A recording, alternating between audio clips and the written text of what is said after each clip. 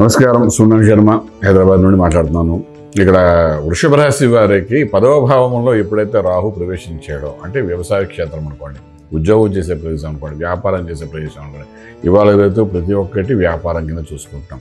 రాజకీయం అనుకోండి, real estate అంటే కన్స్ట్రక్షన్ అనుకోండి, స్టీల్, సిమెంట్, ఐరన్, ఏ రకమైన వ్యాపారం వృషభ రాశి వారు చేస్తున్నా, ఉద్యోగం చేస్తున్నా, ఎప్పుడైతే రాహు దశమ భావంలోకి వచ్చాడో, మీరు ఉద్యోగం చేసే ప్రదేశంలో రాహు వచ్చాడు కాబట్టి 100% మీకు మ్యాజికల్ మనీ ఇస్తాడు, వ్యాపారం డెవలప్ చేస్తాడు. కొత్త ఆలోచనలు, కొత్త ప్లాన్తో మన పెట్టిన ప్రతి ఇన్వెస్ట్మెంట్కి కూడా ఒక డబుల్ అమౌంట్ వచ్చేటట్టుగా ప్లానింగ్ కూడా చేస్తారు. కాబట్టి కొంచెం జాగ్రత్తగా ఆచితూచి వ్యవహరించండి. డెఫినెట్గా మంచి ప్రాఫిట్స్ వచ్చే అవకాశం ఉంటుంది వ్యాపారంలో వాటిలోని.